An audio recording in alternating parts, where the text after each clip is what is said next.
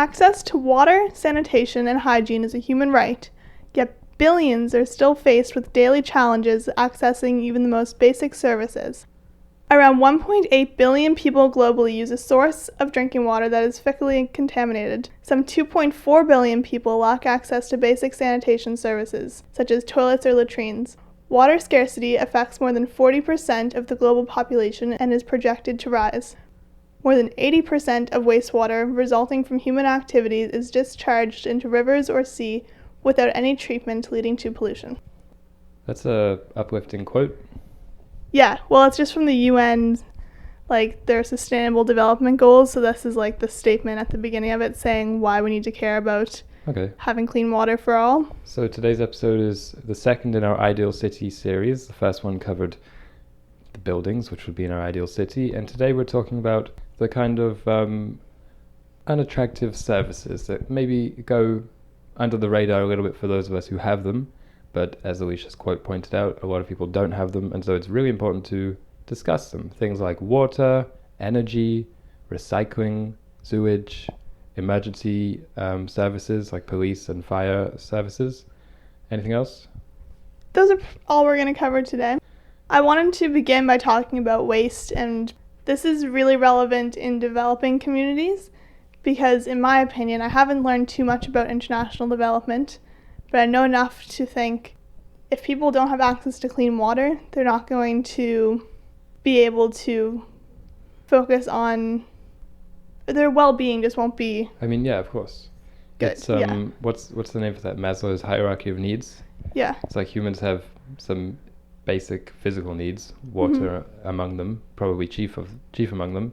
Yeah. And those need to be covered before you get to other things like personal educational growth, pursuits, education, yeah. personal growth, social harmony, things like that. Mm-hmm. And it's not this hierarchy of needs isn't necessarily you can't have one without the other, because we know a lot of places are super content, have super strong communities and everything. Right. But it's just we're focusing on sanitation and energy today. Okay. And so we're going to be talking about in our ideal city. I want to start off with recycling. What does our recycling system look like? That's a good idea. I remember when I was in elementary school, we took a field trip to a waste management plant, and it was very, very exciting to me. Yeah. And I wasn't even into the environment yet, but it was just cool. I was like, whoa, things can have a second life. Mm-hmm. Recycling is just a neat concept. I know, and it's obviously been around forever. You make something, you repair it, or you turn it into something else. But we've just gotten so far away from that. I said that, yeah. It's not. I was just about to say it's such a cool modern thing, but then I it's realized how dumb that sounds, because it never needed a name before this kind of disposable single-use culture in which we've created. Yeah. Things just used to be recycled. That just used to be how we acted with them. Yeah. And your clothes, you just stitch them up. Yeah. Or whatever it was. And also people just had less things. And things were built better. So it's easier to fix them. Yeah, of course. It's not easy to fix your disposable razor to make it useful again. That's why we have to send it off to a recycling plant if you use it. I remember also in elementary school, obviously that's kind of the limit of my research for this topic, so you've got that to look forward to, listeners. We had somewhat frequent recycling seminars, I guess. People would come around and show us all the cool things you could recycle. So it'd be Kool-Aid boxes, pouches, yeah, which is a juice pack but made of plastic, obviously. And you could, once you drank them and hopefully cleaned them, you could sew them into clothing. So it'd be Kool-Aid. I made a lot of Kool-Aid wallets. A lot. Yeah? Try and sell them to my friends. I've been an entrepreneur since a very young age. Do you still have any? No. Oh, we could have sold them to the Instagram. Watch that space. Maybe I'll get back into it. And also we had this garbage guy come over who'd be a little robot. Mm-hmm. Kind of high tech, really. A little compost robot who would come into the gym and dance around and be funny. Whoa, I didn't have that. You didn't have that? No. The thing is, you and I were fortunate to go to elementary school in one of the best recycling places in the world. Really? Yeah. Because I was researching about cities that have done recycling really well, or towns or provinces. And so I focused on Canada because that's where I always lived. And I know Canada's really good for recycling globally anyway. Canada is one of the leaders in recycling. But then, like, Nova Scotia particularly, in the 90s, there was, like, a national push to reduce the waste by 50%. Yeah. And so that was in, like, 95. I learned about that in school. Yeah. Because landfills were getting filled really quickly, and there was a big one in Nova Scotia, which they had recently dug some new trenches for, and they were filling it up. I'm pretty sure it's the same story in the 90s. Yeah, it is. They were filling it up, and then they realized, we're going to fill this up in a few years. Yeah. Like, we need to slow it down, so there's this big push and a new system integrated. And should we describe what the system is? Yeah, sure. Because I'm pretty proud of it now that you said that. When we moved here, I remember my parents and I from England, there was a bit of a adjustment period. But after that, like, we love it now. It's so nice to not have, like, a stinky garbage. You just have, like, your plastics, your papers. Yeah, so we have a bin for clean plastic, a bin for paper, a bin for compost or food waste, and then a bin for regular garbage, which obviously you try and put as little in as possible. Yeah, and there's also a bin that we have is for refundables. Yeah, so Kool-Aids. In Canada, or I don't know if it's Canada-wide, but in at least Nova Scotia, there's like when you buy a bottle of milk, you pay a 10 cents fee, but then you can use the milk, clean it out, and return it to a refundable center and get 5 cents back. Yeah, you actually can't do it with milk, but everything else you can. Okay. I just thought... The one example you plucked you actually can't do, but pretty much every other Can drink. of pop, then. Yes. And a lot of kids do that for, like, school fundraisers or stuff. Yeah. And it's cool. Like, the kids are out there being like, give me your refundables, because they want to make money and getting paid for it. They're helping the environment. It's so great. They're reducing the need for raw materials. Yeah. Another place that does recycling really well is Japan. I remember watching a YouTube video once on a town in Japan which was pretty much zero waste. I think we watched that together. I don't think I watched it. Their recycling system was it was like ours, but even more in depth.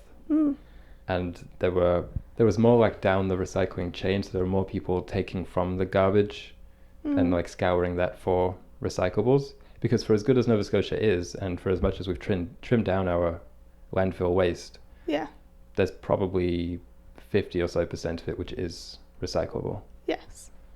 The difficulty is that a lot of that, I find regular citizens, it's a little bit much to ask of them to separate the materials. Yeah, like a good example of that, I mean, this is one thing that's actually easy to break down, but like you have a box of Kleenex, and there's like the little plastic ring at the top, and then a cardboard box. And I just always like rip them apart and put them into the bins. But there some are people things that just are more wouldn't think to do complex that. than that as well. Yeah, like electronics. Yeah, a lot of people don't know how to recycle those, they just throw them away. But education really does help a lot. And Nova Scotia, or our municipality, even has an app which lets you know, hey, this is what you can put where, because also it differs by municipality. It does. So I think that could be more standardized. I think so. I know that like here where I live, you can recycle styrofoam, and nowhere else in the province you can. Yeah, I didn't even know that was possible. Yeah, they've made into like these bricks that they can use to build houses.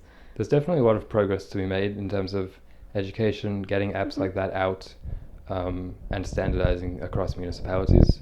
And indeed, but I think a lot of the progress that can be made on waste now is to be made from the companies and the production itself. That's Things kind like of, making, like, one example is the stickers that they put on fruit. Yeah.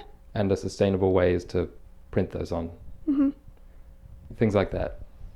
Yeah, there's a lot of easy things that I think companies could do. It might be a little bit of an upfront cost to change over their systems, but that's where the real change needs to happen. Like, it's not on people to have to try and break down these complex, like, things to try and recycle when they're done with it. I think it's a bit of both. I think people, like, we never really, probably when recycling's first introduced, when in the 80s, I'm guessing, it was never expected that everyone would be breaking apart Kleenex boxes. They'd be like, no, just throw it out. But now people do that. So I think there is further that they could go, but no, we can't be like dismantling complex packaging or complex objects. They should be simpler when they come to us. Yeah.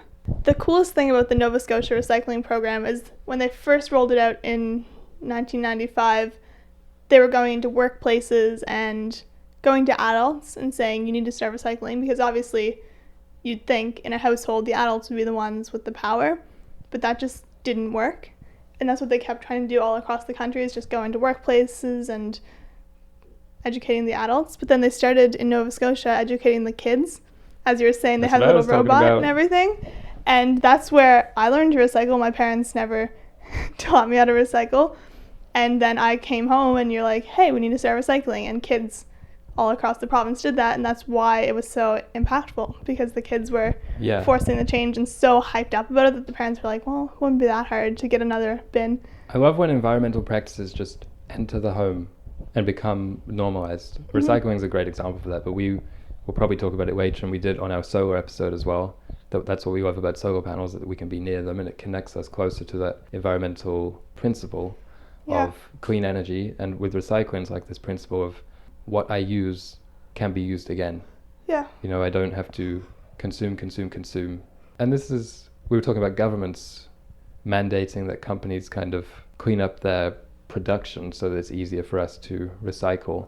But a lot of companies also, this is going a little bit off topic, but a lot of companies now are also making it easier for people to put things back into the loop to reuse, right? Yeah. So a lot of clothing companies now offer a service where they will take your clothes once it's all old and worn out and restitch it or something. Yeah, so first example that comes to mind is Lululemon. If you rip a pair of leggings, you can send it back in and they'll mend it, or they'll recycle it and send you a new pair. Yeah, I was thinking like Patagonia does that as well. Yeah, they do. And they have like a thrift store on their websites. Like if you return stuff, they'll resell it to someone else and give you like a coupon or something. Like there's these loops which are really cool, and I think they are on the right track. Yeah, probably worthy of an episode in themselves. Yeah, you're right. One more topic about recycling. Making buildings out of waste. I'm definitely not going to drop this idea. No, of course we need to make buildings out of waste. That's a part of the LEED certification framework. So anyone who doesn't know about that, it's this certification. You can get like platinum, gold, silver, and so on, like down to bronze. And it's like how sustainable your building is. So it's about like how efficiently it uses energy, what it's made out of, the site it's built on. So did you like clear a bunch of land to build it, or did you use a brown site, which is a site where there used to be a building and it was torn down or something like that? So it's about retrofitting. That's a brown site, right? Taking an old, worn down warehouse and actually making something of it, which is better for the community and the planet. Yeah, I definitely think we need to be building out of waste. It makes sense. And as you're saying, it would like connect you to the waste. Let's do it. When you're just... We're both touching the walls right now. When you're just feeling the need to connect to the planet, you just put your sweaty palm on your probably sweaty walls because they're made out of bleeding garbage. And you just, and you just soak up that environmental spirit. It's not how it be. No, second life of objects. That's what we're talking about. It's it's necessary. Yeah, and my main point about talking about recycling was, I think education is the key to reducing, reusing, and recycling. Just educate the kids, make it even more like in their brains, and then someday when they're CEOs, they're going to be thinking about these principles, hopefully. I have a young sister, and it's funny because when I give her something and I say throw this out, I can watch her like standing over our garbages and just see her mind turning. And then she eventually like rips it up and goes like bang, bang, bang, and throws them in the correct ones. I'm like, yes, it works. Yeah. But that was as much from the school as it was from me and my family, definitely. Yeah. So moving on, we're going to go to energy. I was thinking wastewater and then energy. Okay. So wastewater is sewage, which when you are in your house, flush your toilet, it goes away and is managed. But wastewater is mainly from industry. So you have pulp mills and clothing factories that use a ton of water to produce their products. And they fill it up with bad things. And 80 to 90% of that is just pumped right into waterways. Effluent. Well, effluent is actually treated byproduct. It's already treated to remove any solids from it. But effluent is like the leftovers. Ah, okay. I learned that while researching this. I thought it was just like the raw output, but effluent has been treated, which is... So what's wrong with effluent then? It's still carries toxins? Yeah. Okay. And the thing with effluent is, let's just talk pulp mills, because that's what I would probably know the most about. So they're processing all this wood to make paper. And so they have this waste, which has a bunch of like little pieces of dirt and stuff in them. And all the solids are scooped out, because the solids would obviously like block sunlight from reaching the bottoms of the waterways. But the effluent is technically like approved to be pumped back into the water, but it actually just has really negative effects on the ecosystem because it has chemicals. I think it's something that as it decays, it uses up the oxygen in the ecosystems. Okay, and it makes that like takes it away from the fish. Yeah. So just in our ideal city, wastewater would have to be like 100% treated, I think. Of course, I mean that's the ideal city, so we can just say what we want there. But I suppose the question is, how do you get there? And well, the main way is that you just prioritize it. There's too many companies and even governments which just prioritize profit and production over clean water. In the US, even obviously the famous example was like Flint, Michigan, but there's a ton of other towns which have been, their water system has been contaminated either by fracking or other kind of dangerous practices like that, or poor waste management as well as that's a big another one, because waterways aren't really protected like that. Or running pipelines, things like that. Yeah, even having dumps or like construction sites that are just kind of like left, it leaches into the groundwater and then it contaminates an entire area. And governments like do not prioritize it, and it makes no sense to me. I saw a quote while I was researching for this, like just before we started, and it said, "Millions of people have lived without love, but none without water." And I was just like, it was a strange thing, just like a strange quote, but I was like, that's true. Like you can't live without water. Like, millions of people have, okay, I see what you mean. Yeah, like I don't know why they said love, but it was just like, what a bizarre statement.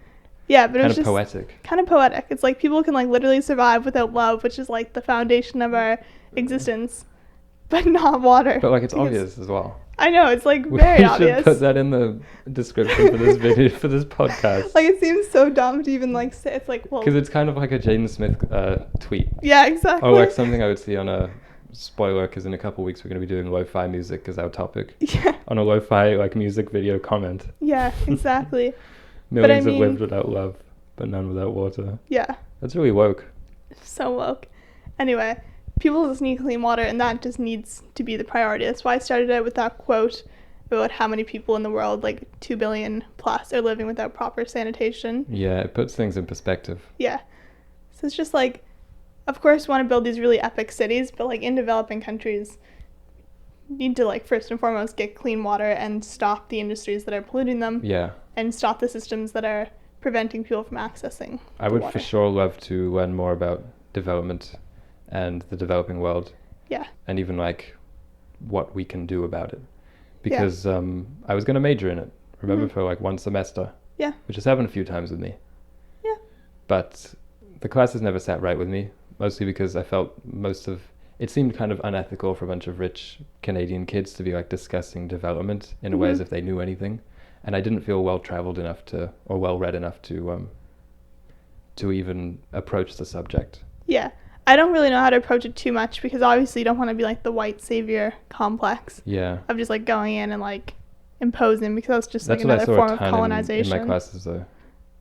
Yeah, because people, and then they always would say, I don't want to be like It also bothers me as well, because a lot of these people, this is another side tangent, but a lot of these people in universities and in campus settings are the same kind of activists who are against the rich. And it's like, you guys are the rich. There's 1 billion plus people who don't have clean water, or 2 billion, you said. Yeah. It's like, how can you guys complain about the Amazon CEO when like you are like as proportionately rich to those people who don't have clean water? Exactly. Yeah, that annoys me. I know, and it's like they of course are coming from a place of just wanting to help, but it's... I don't think they are. I think it's mostly a place of malice, but anyway, we'll move on. Yeah, that's a big conversation for another day. Anyway, in our ideal city, wastewater would be the priority. It would be managed, I think, from whoever's governing the town. It wouldn't be... Privatized? Yeah, I don't think it would be privatized. No, of course not. This is just a side topic. What do we think about like water bottle companies? Evian, Aquafina. It's always seemed wrong to me. Yeah, of course it's wrong. Yeah. Like some things just are simple. It's like, yeah, of course that's not right. Yeah. Like Nestle just like doesn't pay for their water, and they steal it from communities, put it in bottles and sell it. Like it's just like... It reminds me of Gary Vee. Gary Vee. We were watching, Gary Vee is this internet entrepreneur guy, self-help kind of hustle guru, and I was watching a Q&A with him, and he was talking about when he was a kid, and he had such a, as he would call it, a raw entrepreneurial spirit that he would go into people's yards, rip out their flowers from their flower beds and sell them back to them. So that kind of reminds me of what Nestle does on a global scale. Yeah. Of course, and we have our plan in like the degrowth world.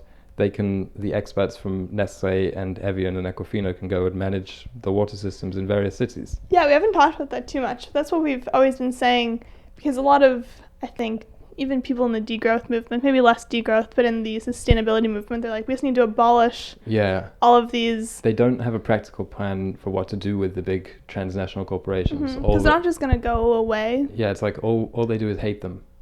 Yeah. It's like, well, those companies will kind of, they'll kind of fight back. Mm-hmm.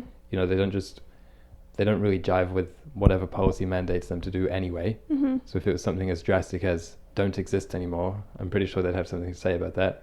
Yeah. And two, it's like the people, there's still people inside the companies as much as they're rich, and so everyone despises them. It's like, and they still have a ton of expertise, which is very helpful, but it's just should perhaps not be used for such a obnoxious profit. Exactly. So it's like Toyota can still exist. Yeah. But they're going to be producing the buses that we use and the trains. Yeah. Their profits are going to go down, but we're saying to them, you can still exist because you're experts in production and distribution and marketing. So yeah. When people want to just destroy those that infrastructure, though, it's kind of pig-headed. Yeah, you know, that can be very helpful. You just need to use it properly. And the same with the water companies. Yeah, very good point. Now on to energy, which is more your niche. Sure. I mean, we did discuss it pretty thoroughly because we've done an episode on wind. We've done an episode on solar. Yes. So we've talked about how we want our cities to be powered and what we want those panels and those turbines to be powering. Mm-hmm. But I guess for this series, it's kind of, we can't go too much into specifics because we want to keep it as a hypothetical abstract city, which is not placed anywhere geographically. Mm-hmm. But for these renewable sources, it would kind of need to be placed geographically. You know, you don't want solar in a really dark place. Mm-hmm. I think that's the good thing about this model that we're building, is that it can be adapted to suit anywhere in the world. That's a good point. Because we want there to be art everywhere, clean water everywhere, but it just depends where they're living, what type of art, what type of energy they'd be using. Yeah. For instance, people always like to prop up Iceland as a great clean energy example. It's like, wow, these guys are doing awesome, so far ahead of the rest of the world. It's like, well, they have like 99% of the world's geothermal activity. Yeah. Most countries can't do that so easily. But Exactly. Not to say that Iceland's doing bad, because I think if Iceland wasn't like that, the people in the government would be using clean energy still in a really good way. I think so. Maybe wind or solar, but like you have to be real about what places have and what places don't have. Like most places, or a lot of places, aren't very windy. Exactly. So when it comes to the city, which is what we're discussing, can't actually have wind turbines there, or it wouldn't be efficient. Yeah. That's about building a nationwide grid, has turbines far off, which can then be brought over to the city. Last year my family went on a little vacation. We don't usually go away, but we went to Quebec and then down to Maine. And when we were in Quebec, I was so excited because it's like all of the energy we're using is clean, because they have crazy tides and like they're really good at capturing their tidal energy. Mm-hmm. And so I think they're close to 100% renewable. No, they're 100% hydro. Okay, that's what I thought. That's what they call it, like the hydro bill. But then we went down to Maine to like come back home, and there was a bunch of adverts on TV about we should get our power from Quebec. And they were like trying to convince the people to get behind it. Yeah. Or like try and convince the government to get behind it. I don't remember who it was marketed towards. But like that's cool. Like they can't produce hydro in Maine, or like not as efficiently as they already are doing in Quebec, but Quebec has excess energy. Quebec does outsource a lot of its energy to other Canadian provinces, but I guess not to, and I think to some of the Northeast America as well. Like I think New York is partially powered by hydro from Quebec, but I could be wrong. No, it's everywhere. Like they have so much of it. But I'm sure there are issues when it comes to, but we want our energy to be local. In the US is probably one of the sticking points. It makes sense. That's why we were always saying like you can't just have a field of solar panels, because someone could easily mess it up, then everyone's lives would be messed up. Are there any universal principles which we can say about energy when it comes to towns? Well, one thing which I'm super interested in but might not be so kind of dramatic is the buildings, as we were talking about last week, should be energy efficient. Of course. So that whatever production we're talking about doesn't have to be so much of it. Exactly. And obviously fewer cars, even electric cars, reducing the need for gas stations, and again, electricity production. I think reducing your consumption is just the key to all of these services that we were talking about. Yeah. It's just like if people need less water, or companies need less water, it'll just be easier. So we just need to reduce demand. And then there's a theory that I don't believe in called like Javon's paradox, where like the more efficient things become, the more demand is going to be, and then it's just going to equal out and it will be equally as impactful on the environment. But I just don't believe in that. Well, I guess the only way that is relevant to consumers, because when it comes to efficiency, most people aren't aware of it. The like how many emissions are coming when I plug in this laptop. But the claim is that like if like people know about that and that they'll use more. Yeah, but one thing is they wouldn't be aware of that. Yeah. But what they would be aware of, which might make the paradox work, is the price of it. It's like if the price of energy goes way down, then people would probably just use way more to get it up to the 200, which they're used to spending per month or whatever. Yeah. So that might be something of note, which fits that paradox. True. Just from an aesthetic level, power lines and phone lines, put them underground in the ideal city, please. Please. Because our town would be pretty picturesque, actually, or our province in general, but there are just so many power lines obscuring your field of vision pretty much wherever you are. Yeah. And there's like especially in rural areas. It sounds so ungrateful because we do live in like a nature haven, and we have the ocean right here, and we have forests all around us, and it's very lovely. It's just like that intrusion is ruins so many good sights, and you kind of get used to it in a way, which is probably not good.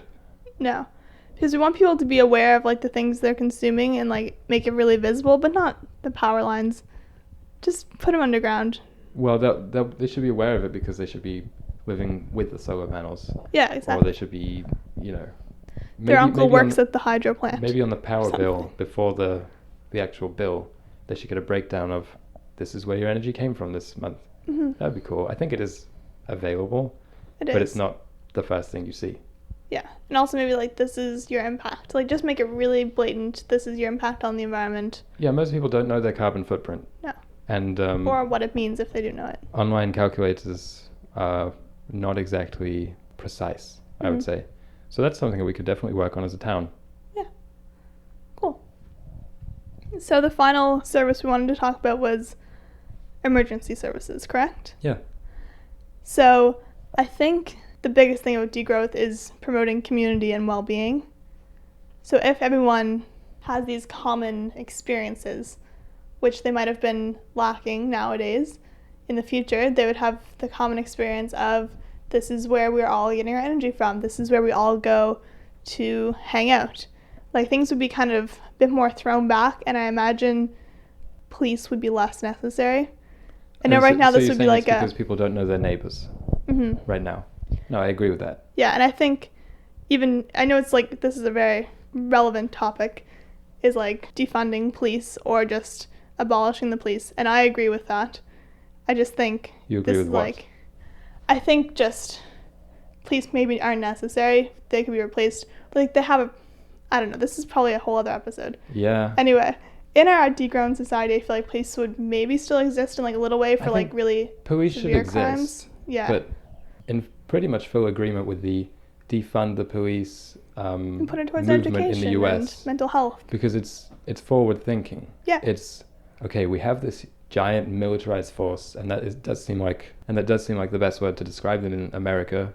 It's like everyone's in like riot gear and brandishing their gun at every opportunity. Yeah. It's like that's not how it should be. And I was seeing some stats about how police in Europe compared to those in the US, and it was something like there were 6 bullets fired by police in Germany last year. Yeah. I was listening to a podcast, and the 2 co-hosts are from Sweden, and they were just like, our police are, or no, maybe they live in London now, but they were talking about either Swedish or English police, and they're like, they wear like these shorts and these little vests, and they have like a walkie-talkie, and they just have no weapon on them. How can we explain that discrepancy between police in America and Europe? This is again off topic, but so be it. I think Americans are just like really used to being on the defense, is how I feel like even when they like, whenever the first people came and like settled in England, Hmm. or I mean in the US, they were like on guard. They just wanted to like, they're just really egotistical, I guess, and just want to be like Yeah. peacocks. I don't know how to describe it, but I feel like it's just like a ego thing. Well, I think one part of that is that America has a gun culture which is not present in any other country in the world. You know, like they have a big portion of the population identifies as, first and foremost, as proponents for the Second Amendment. Like it's a big part of their identity. Like we should be allowed to carry guns, and that's from the formation of America, kind of like what you were alluding to, I think. Yeah. It's But- like a but I holdover think- from the Civil War too, and it's just I like, think the I don't know.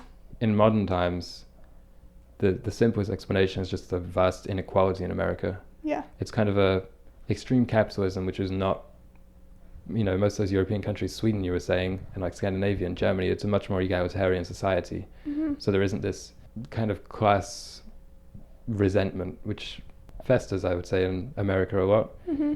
And it leads to this distrust between authority, government, police, and the people, which only Mm-hmm. grows over time.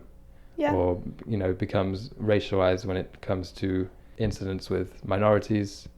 And it's this kind of like this positive feedback loop, which increases resentment. And I think a good example I relate to is I was reading this book by Malcolm Gladwell a couple of years ago called David and Goliath. Mm-hmm. And he had a chapter on the government's involvement with the Troubles in Ireland, and Okay. about how they initially met it with kind of an iron fist Yeah. and just trying to lock it down, and the opposite happened. The civilians just kind of pretty much revolted, and Mhm. it turned into like a war zone. Yeah. And eventually the government had to completely switch gears and be much more compassionate and reach out their hand as like community members. Mm. And that's what police should be. Community Yeah. members, I think. It shouldn't be an us versus them thing. Mm-hmm. And I do think there's too much money put into it. And I do think that money would be way better served stopping the crimes from happening in the first place. Because police don't do that. You know, they don't really No. stop crimes from happening. They just catch people after the fact, Yeah. which is kind of a backwards way of being law enforcement. Yeah. So yeah, money into social programs, education, infrastructure, schools, Yeah. all those kind of Just things. makes sense. When I saw Um, the stats on like the amount that's spent on U.S. military, I Yeah. was just like, this makes no sense to me. Like education is just very clearly the best way to Well, a good society. it I don't seems know. like we're seeing the effects of that in America Mhm. now. So, you know, we don't want to pile on them too much. True. So in our perfect society, there would be, I imagine, in our society, there would be like healthcare, emergency workers, mental health care, emergency workers, Yeah. and then obviously like a fire department, forest ranger kind Yeah, of, and police and police. for Yeah. violent crimes or theft or whatever it may be, because whatever idealized city you live in, people are people, and the cops in Germany still had to shoot 6 bullets. Exactly. So, like, you still need police, and that's why I think people saying abolish the police, it's kind of silly, and kind of this anarchistic mood, which seems to be on the rise, which is, Yeah. again, another episode. Yeah. I think abolish the police is on the right track, though. They don't want, but like it's just ironing out the details of what it looks like. I think it's just that kind of Twitter dramatization, Yeah. where you defund the police isn't as catchy to people. So it's like, Yeah. we have to go one further. Yeah. We have to try and get a rise out of people, and we have to make it more of an extreme hashtag. I Makes think sense. it's that kind of thing, but I don't think most people genuinely believe that. But police as community members, firefighters as community members, Yeah. doctors, and ambulances. Okay, so in another episode we're going to be talking about roads, hmm but in this episode we should just mention that all these services will be allowed to use their vehicles. Exactly. Well, in our cars episode, that's what we talked about. We said we don't want any cars except for emergency vehicles and Yeah. like maybe some transporting supplies Well, or buses. something. Buses, yeah. So roads are still in use. Yeah, roads are still in use, but they're nicer. Yeah, they're nicer and they're cobblestone. Yeah. I don't know why I said it like that. Do we have anything else in terms of services? This reminds me a lot of an Apple keynote I watched a few years ago when they broke down their company into hardware, services, and software. Yeah. And that's how they kind of categorize their different events. That's Mm. what we're doing with these episodes. This is the services episode. Last week Yeah. was hardware, so buildings. Mhm. And next week is going to be software, which is the ideas behind a city. the concepts and the democracies and the politics of it. I had one more thing. I just had it wrote down here about water. At your work, you have 2 faucets. One is like plain water and one that has fertilizer in it. Inside the building, yeah. Yeah. And that just made me think about, what if at all the houses they had 2 faucets, one which was just like drinking water, and one that was used for cleaning, for like one that wasn't like so purified that they could use for cleaning, watering their plants. You know what I mean? Rain captured water? Yeah. Like, People can drink that. Yeah. You can drink rainwater. You can.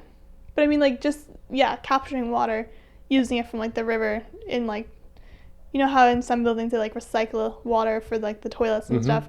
More of that. Yeah. On, like, the personal home scale. Yeah, so I guess homes could be built with it. Mm-hmm. You mean that LEED certified, our toilets are all flushing with recaptured water? Yeah. Yeah, definitely. But also just encouraging people to do that. I remember my grandmother would always just have a bucket out of water from which her pets drank, and she watered the plants. So, you don't need to use perfectly sterilized water for that. Mm-hmm. Drinking is, like, a little bit different because not everywhere, like, there's acidic rain, and, like, rain can get stuff in it, and, like... Yeah, that's true. Yeah. Don't drink your rainwater, depending on where you live. Yeah. Anyway, thank you, everyone, for listening. We had a lot of fun talking about the things on this episode, and we can't wait for next week's episode, which I'm just really excited about, which is government and software, as you said. So it should be fun. Exciting. You can find us on Instagram at @the_environmental. We post reminders to get off Instagram, as well as just some content about our daily lives, if that sounds like something you'd be interested in. Yeah. So see you guys next week.